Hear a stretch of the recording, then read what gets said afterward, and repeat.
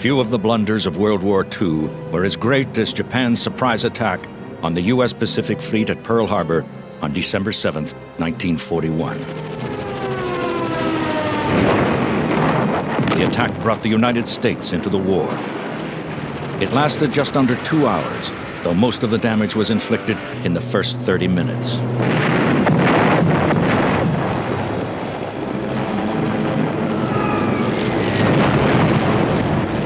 When it was over, more than 2,300 military and civilian personnel were dead.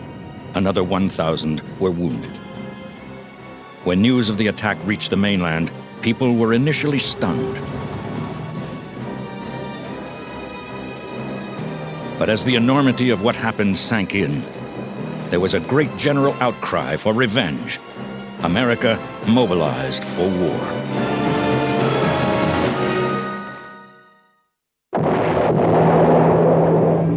4.5 years later, atom bombs exploded over the Japanese cities of Hiroshima and Nagasaki with appalling consequences. Japan was forced to surrender on August 14, 1945. The people of Japan ultimately paid a terrible price for the ambitions and complacency of their military leaders. Many traced the blame back to the fateful attack on Pearl Harbor. By bringing the United States into the war, Japan ensured its own total and humiliating defeat. But the Japanese blunder in attacking Pearl Harbor was compounded by mistakes in the planning and conduct of the attack. By December 1941, the war in Europe had been raging for 2 years. Under the Lend-Lease Act of March 1941, the United States was giving the Allies the munitions and raw materials they needed, but the U.S. refused to intervene militarily. After the horrors of World War I, Americans were reluctant to be pulled into another global conflict. Meanwhile, Japan had become a major power. During the 1930s, it had extended its influence throughout the Far East, seizing much of northern and central China and dominating large parts of Southeast Asia.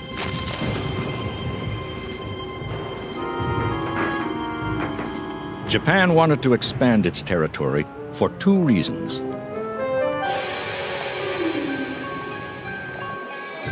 First, Japan had experienced a population explosion.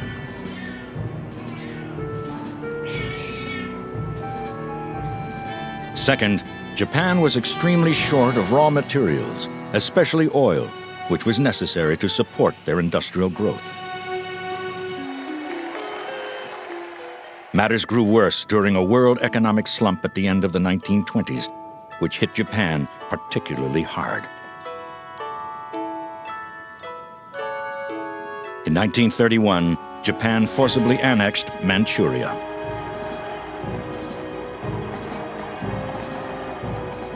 Six years later, Japan invaded China. As a result, the U.S. began to give financial aid to China with the support and encouragement of Great Britain.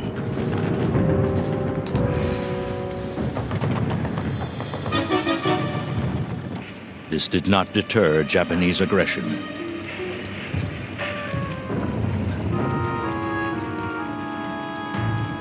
Japan retaliated by attacking American and British ships.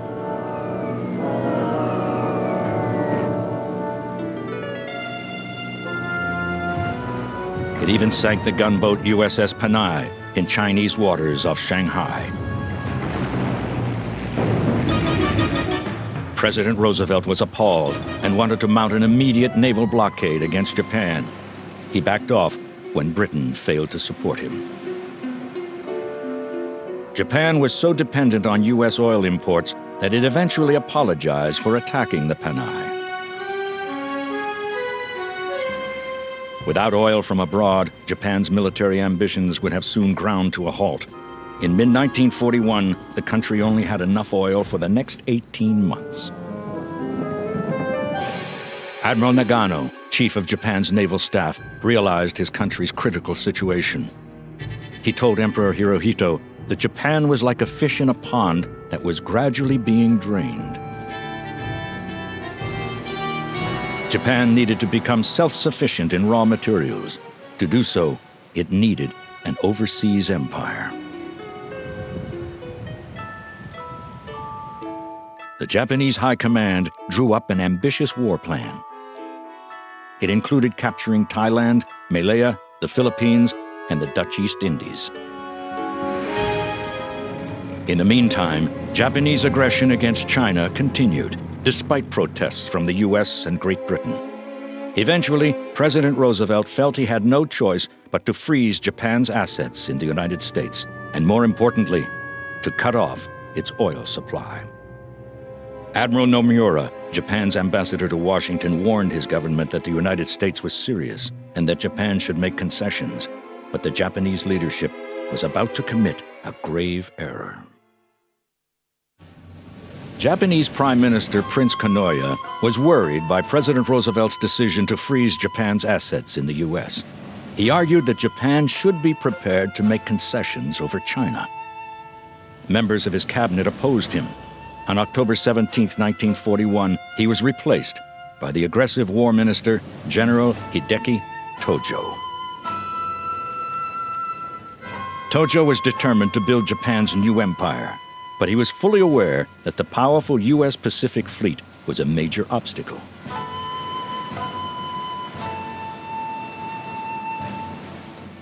Japan's military leaders and strategists had been plotting a strike against the U.S. Pacific Fleet as early as December 1940. The chief architect of the final plan was Admiral Ishiroku Yamamoto, commander of the Japanese Combined Fleet. Yamamoto believed in the power of the aircraft carrier. In particular, he was inspired by the successful British carrier attack on the Italian fleet base at Taranto, which sank 3 battleships.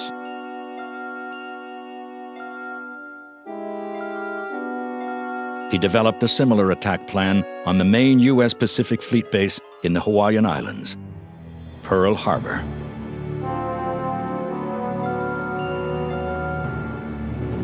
But Yamamoto recognized that America was a dangerous enemy.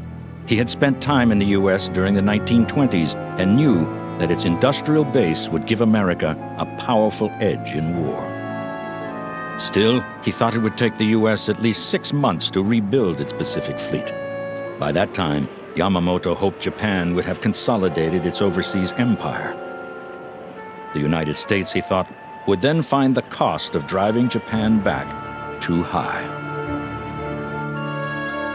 After heated discussion, the Japanese High Command allowed Yamamoto to proceed.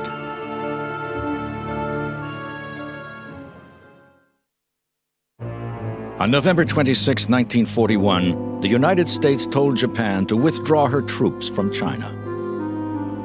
There was no response.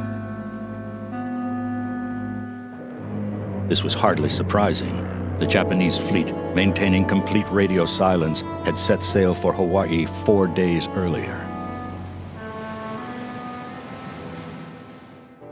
The fleet was commanded by Vice Admiral Chuichi Nagumo. It consisted of 6 aircraft carriers, 2 battleships, 3 cruisers, 11 destroyers, and some 430 attack aircraft. In addition, 27 Japanese submarines were deployed near the entrance of Pearl Harbor itself. 5 of these carried midget submarines. U.S. intelligence had assumed for some time that an attack was imminent. In fact, U.S. codebreakers had been deciphering top-secret messages to the Japanese embassy in Washington for several months. The U.S. knew Japan was ready to strike somewhere in the Pacific. But where? Early warnings had been sent to various outlying military commands, including Hawaii, where approximately 100 vessels, just under half the U.S. Pacific Fleet, were at anchor in the harbor. But by a stroke of luck, all three of the fleet's aircraft carriers were at sea, carrying Marine fighter planes to U.S. Pacific outposts. Nagumo's fleet reached its attack point on the evening of December 6, 1941, 275 miles north of Hawaii.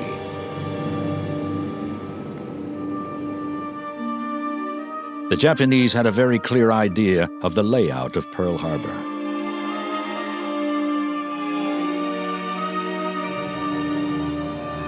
The primary targets of the attack would be the airfields, the battleships, and the aircraft carriers, whose absence Japanese intelligence failed to detect. The attack would take place in two waves. The first had 180 aircraft, and the second, a short time later, had around 160.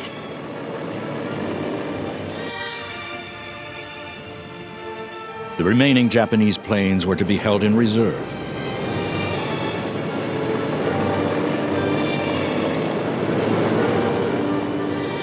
At 6:15 on the morning of Sunday, December 7th, the first wave of Japanese aircraft took off, led by Commander Mitsuo Fushida. The first planes appeared over Pearl Harbor just before 8 a.m. Japan was about to follow a path from which there was no turning back.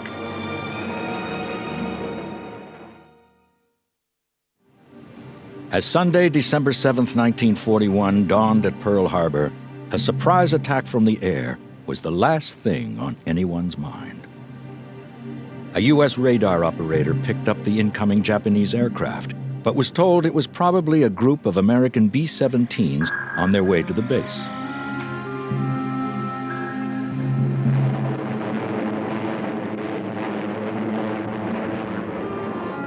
The Japanese planes approached the fleet base from the north.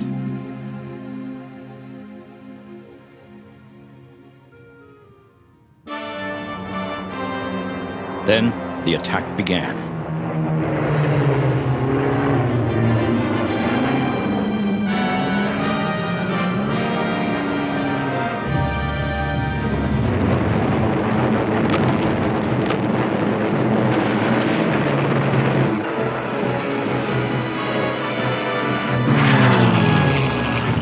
Within 30 minutes, the airfields were reduced to a tangled heap of smoldering wreckage. Worse, the gleaming pride of the U.S. Pacific Fleet, Battleship Row, was nothing but burning hulks. The Japanese attack was such a surprise that the U.S. failed to engage the Japanese planes.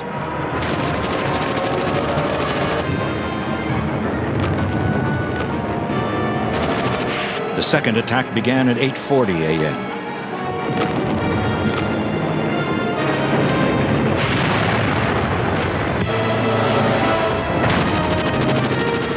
By this time, the U.S. had recovered from the initial shock and fought back.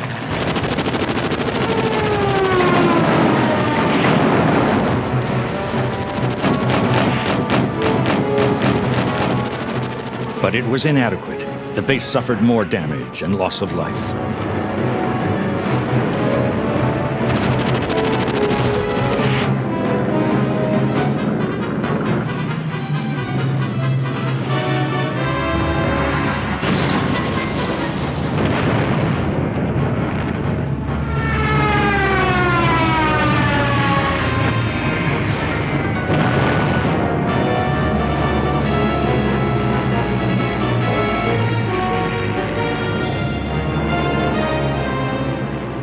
Japanese airmen who had taken off less than 4 hours before were convinced they had achieved a knockout blow.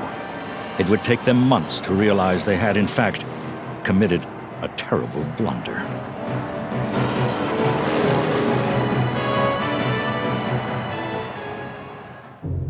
Back at Pearl Harbor, the devastation was total.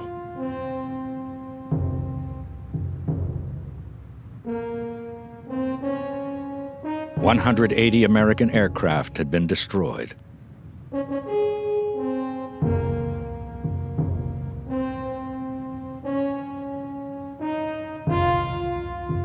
the base was virtually defenseless against further air attack.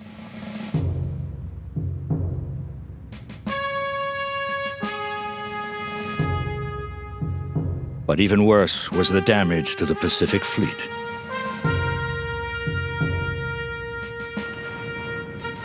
Five battleships were totally destroyed, and the other 3 badly damaged.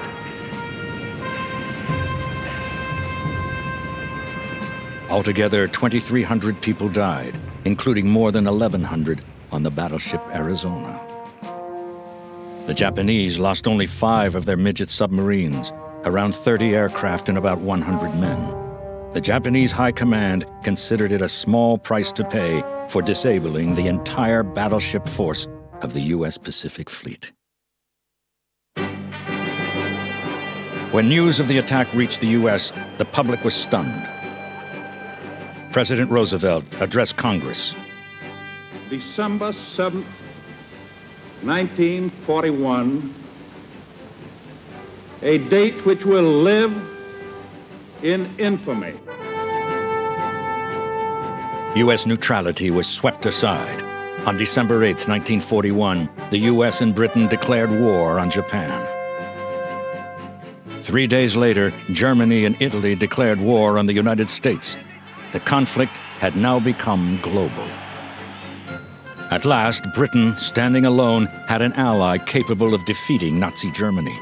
The attack on Pearl Harbor not only led to the defeat of Tokyo's European allies, it also had dire consequences for Japan itself. The attack on Pearl Harbor was one of the greatest blunders in the history of warfare. Anger over Japan's attack united the American public as never before. One member of the Japanese High Command remarked, "I fear we have awakened a sleeping giant."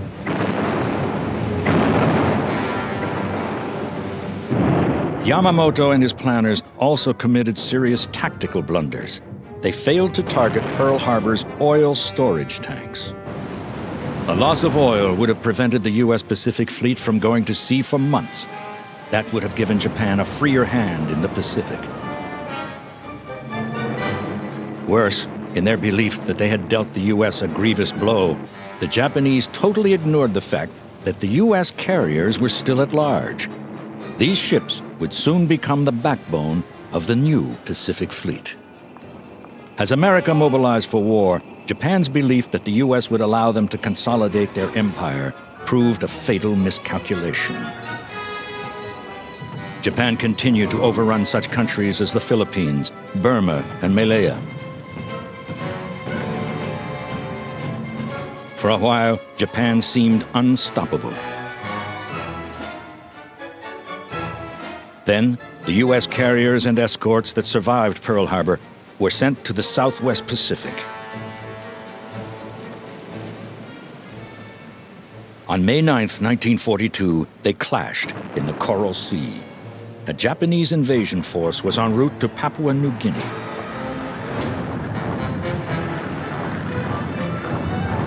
After a fierce battle, the Japanese withdrew. They were thwarted for the first time.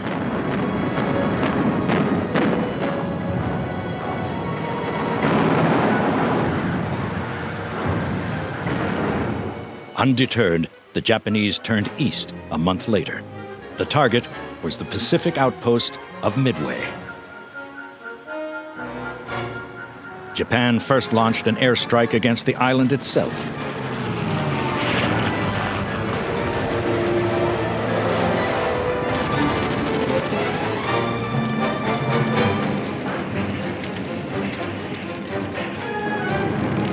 But the U.S. carriers then struck back. They sank the 4 Japanese carriers present. It was a devastating setback. Yamamoto was shocked by this reversal of his country's fortunes and ordered the combined fleet to retreat immediately. He and the Japanese High Command finally began to realize how wrong they'd been about the American determination to fight. After Midway, the U.S. began island hopping in the Pacific. This brought U.S. forces ever closer to the Japanese mainland.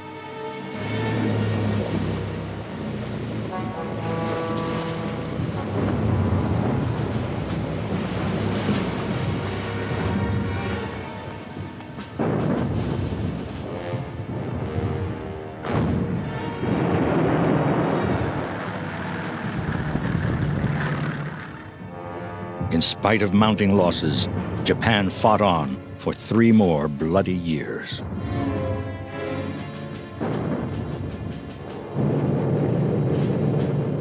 During the last year of the conflict, U.S. heavy bombers brought the horrors of war to Japan itself.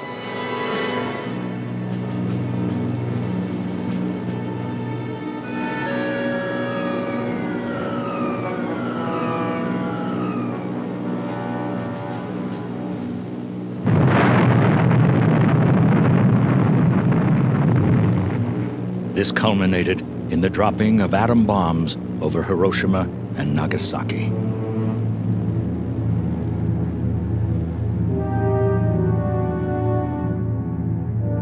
Faced with this awesome and destructive power, Japan had no choice but to surrender.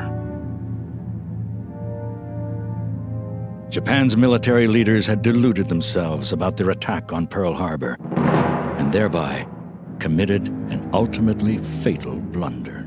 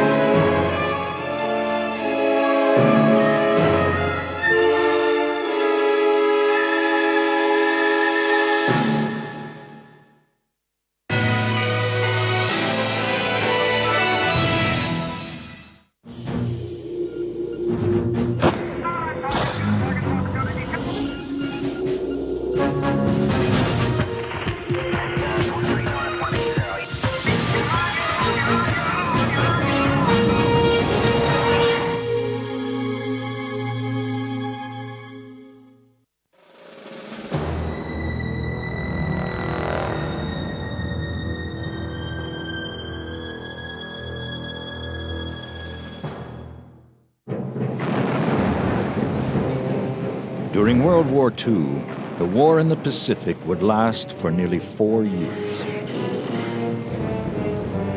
It stretched from the Aleutian Islands in the North Pacific down to the coast of Australia, and from the west coast of the United States to the shores of China.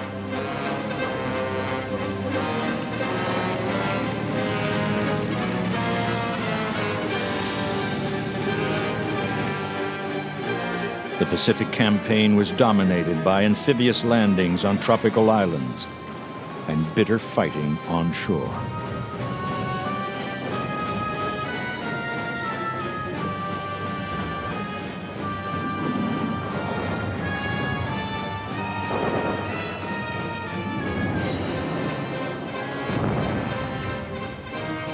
Naval supremacy over the surrounding seas was necessary for Allied operations to succeed.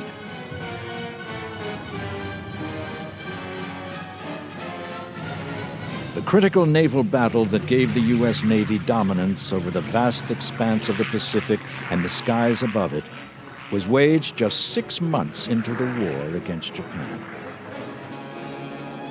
The Battle of Midway was fought in early June 1942.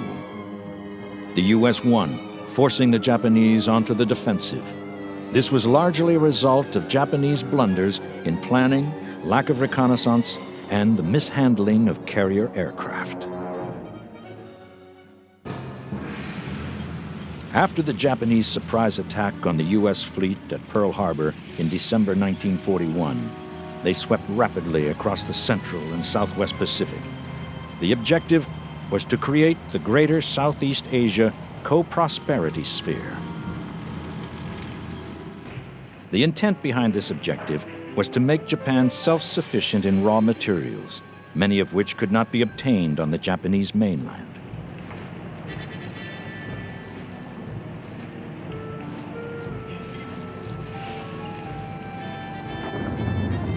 Malaya and Singapore were quickly overrun, providing Japan with rubber, tin, and other essentials. Soon after, the Japanese landed in the oil-rich Dutch East Indies, present-day Indonesia, and the northern Solomon Islands.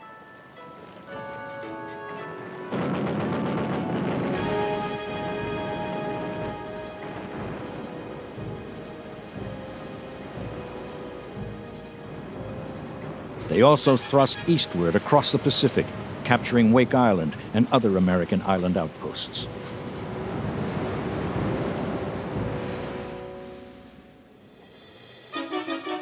But while the Japanese never intended to invade America, they did want to weaken U.S. military strength, which threatened their newly secured empire. With this in mind, Admiral Isoroku Yamamoto, architect of the attack on Pearl Harbor, conceived a grandiose plan in March 1942. His aim was to destroy the rest of the U.S. Pacific Fleet. The objective was America's most western island outpost in the Pacific, Midway. Situated 1,300 miles northwest of Hawaii, Midway was considered an observation and early warning location. The Japanese called it Pearl Harbor's Sentry. It was so important to the Americans that Yamamoto believed a Japanese attack on it would attract the bulk of the U.S. Pacific Fleet and give him the chance to destroy it. The Hawaiian Islands would then be open to Japanese capture.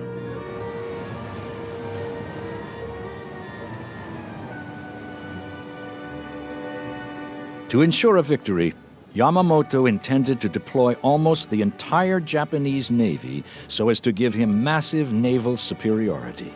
This upheld the military principle of concentration of force. But almost as soon as Yamamoto drew up his plan, the Japanese High Command changed it.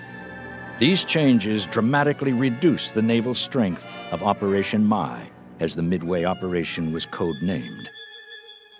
The Japanese High Command then added 2 more operations to Midway. First, they enlarged Operation Mai by planning the simultaneous seizure of the westernmost Aleutian Islands in the northern Pacific. They argued that this would draw a significant part of the U.S. fleet away from Midway. But there was no guarantee of this, and it would leave fewer Japanese warships for the Midway battle. The second edition was an operation in the Southwest Pacific. The Japanese had already secured the Dutch East Indies and the Northern Solomon Islands. Now they wanted to threaten Australia, but needed to secure Papua New Guinea to do that. Landings had already been made on the northern coast, but Japan needed to quickly seize Port Moresby, the Papuan capital, on the southwest coast. The Japanese army wanted to attack Port Moresby from the sea. To ensure the necessary air support, they needed aircraft carriers. Yamamoto agreed to loan 3 of his precious carriers for this operation. He mistakenly believed the Americans had lost their will to fight and thought it was worth the risk of not having them available for Midway. This ill-timed assault and the diversion of forces to the Aleutians reduced Japan's chances of victory over the U.S. Japan now put its restructured plan for Midway Island into action. In April 1942, a Japanese task force for an assault on Port Moresby assembled in the northern Solomon Islands. But the United States already knew about the Japanese plan for New Guinea. A secret weapon codenamed Magic made it possible for the U.S. to read Japanese naval codes. Admiral Chester Nimitz, commander of the U.S. Pacific Fleet, sent a task force built around the carriers Lexington and Yorktown to the Southwest Pacific. On May 4, 1942, this task force intercepted the Japanese Port Moresby invasion force in the Coral Sea between Papua and the Solomons. American carrier aircraft successfully attacked the Japanese.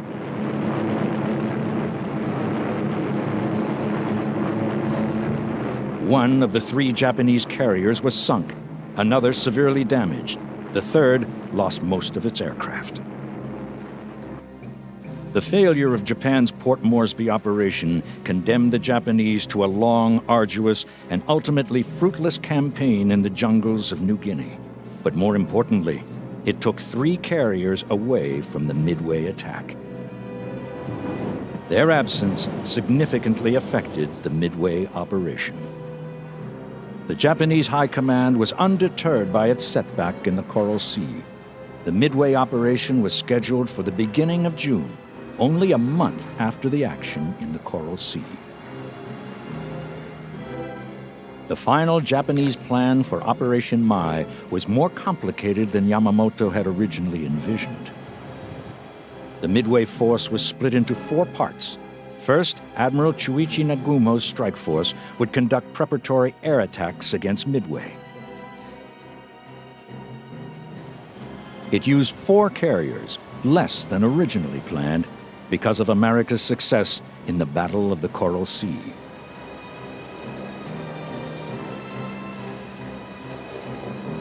Then came the main group of powerful battleships directed by Yamamoto himself.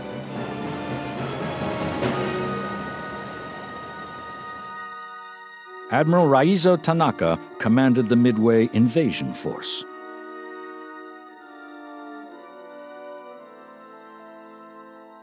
Support was provided by Admiral Nabutake Kondo, 2 battleships, a light carrier, cruisers, and destroyers. Nagumo and Yamamoto were to set sail from Japan's inland sea. Kondo and Tanaka would depart from the Marianas.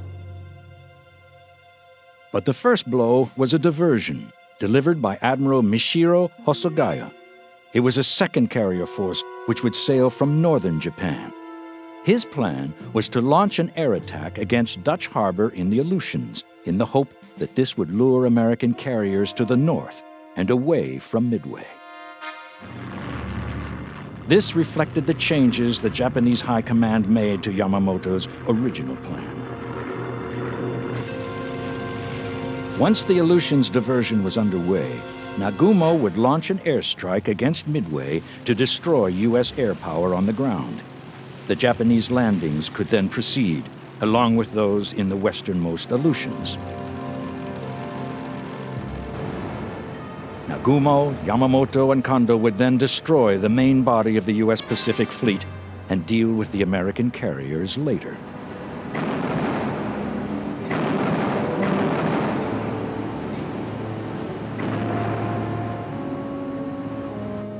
The degree of coordination required was more complex than Yamamoto's original plan. This worried some Japanese subordinate commanders. They pleaded for a postponement to allow more time for preparation. The Japanese High Command refused to listen. Operation Mai would go on as scheduled. Now it was Yamamoto's turn to blunder.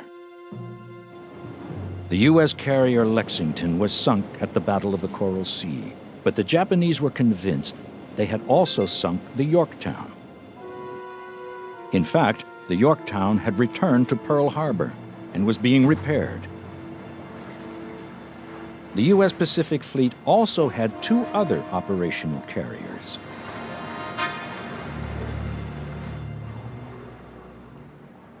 In April 1942, under Admiral Bull Halsey, the Enterprise and the Hornet took part in the audacious bombing raid on mainland Japan by Colonel Jimmy Doolittle and his B-25 Mitchells.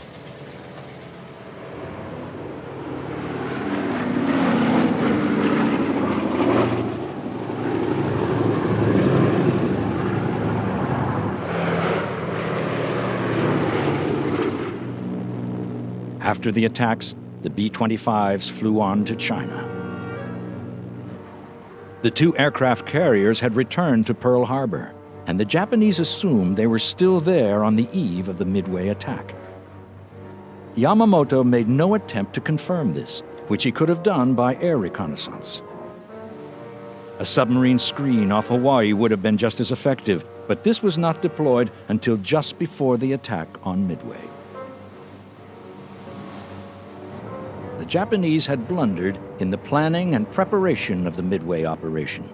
They had severely weakened their forces with the diversions in the Southwest Pacific and the Aleutians. Their revised plan was just too complicated, and they failed to confirm the location of the U.S. carriers. All this gave the Americans a critical advantage. Once again, the code-breaking technology known as magic forewarned the U.S. about an imminent Japanese attack. The codebreakers were able to identify Midway as the primary Japanese objective. The U.S. Pacific Fleet prepared for the attack. On May 27, 1942, the Japanese combined fleet set sail. On the following day, Admiral Nimitz ordered the carriers Enterprise and Hornet to head for Midway.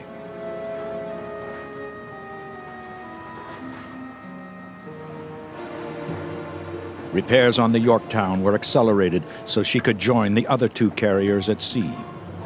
Nimitz intended to ignore Japan's diversionary attack on the Aleutian Islands in the far north.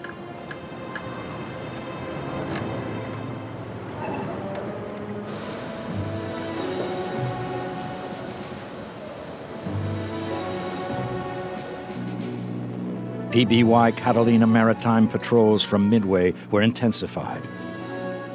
The Americans knew the Japanese were on their way.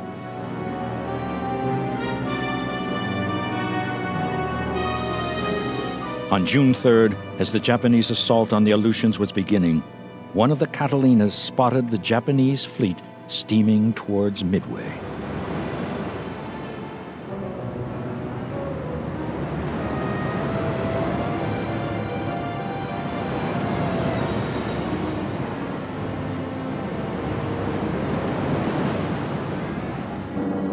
B-17 bombers took off from the island to attack, but were unsuccessful. At the same time, the three U.S. carriers met 350 miles northeast of Midway. Now, all the chess pieces were in place. It was Admiral Nagumo's move. Early on June 4th, he launched his airstrike against Midway.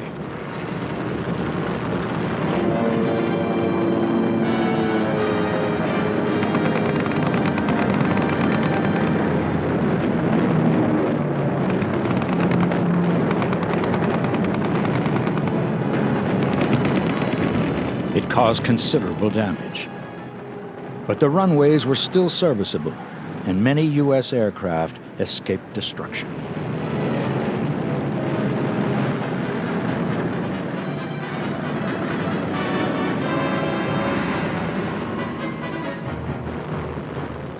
Nagumo was unaware that the American carriers were in the area. He began organizing a second strike.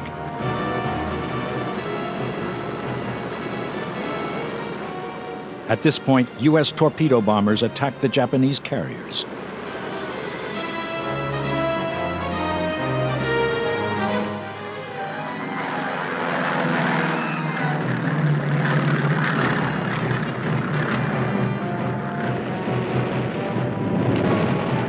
Almost all the bombers were shot down by Zero fighters, but they were able to force the Japanese carriers to take evasive action. Nagumo now ordered his aircraft preparing for the second Midway strike to get rid of their bombs so they could deal with further American airstrikes. But it was already too late. U.S. dive bombers now attacked.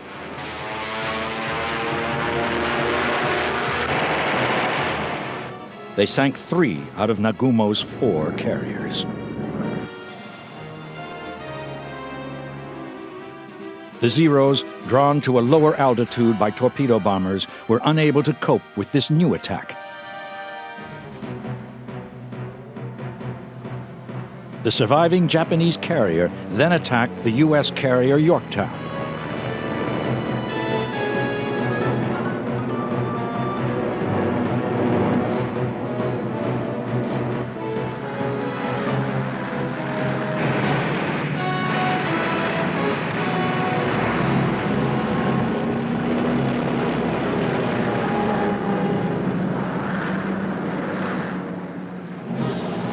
The Yorktown was hit and seriously damaged.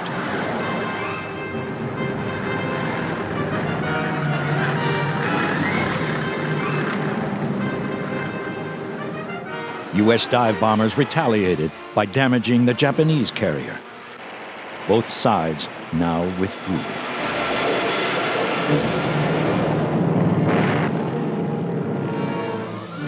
Yamamoto was still determined to engage the U.S. fleet. He ordered Nagumo to reverse course and prepare for night action.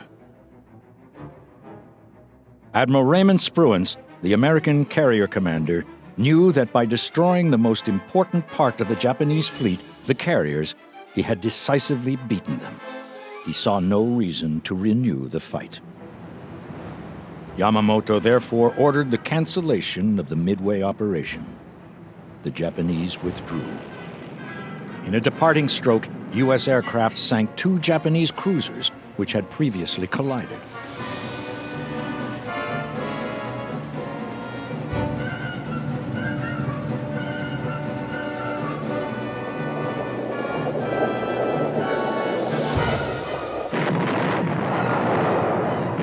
A Japanese submarine finished off the Yorktown. Although the Japanese had successfully landed in the westernmost Aleutians, their garrisons were quickly isolated by U.S. troops. Operation Mai proved a complete disaster. The final Japanese plan was overly ambitious and complicated.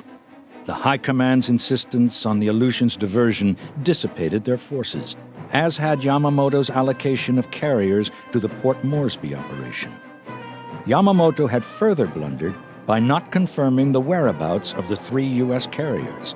Those ships later proved to be decisive weapons against the Japanese. The United States victory at Midway was the turning point of the war in the Pacific. The Japanese turned from offense to defense as the Allies pushed them back across the ocean toward mainland Japan.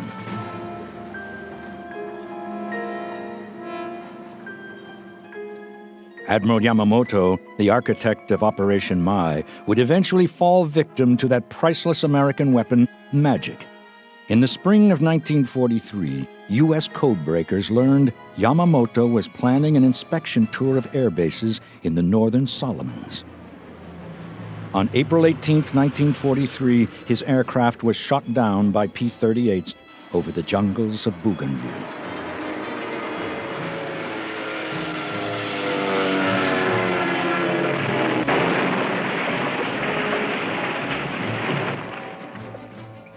The wreckage of his aircraft is there to this day.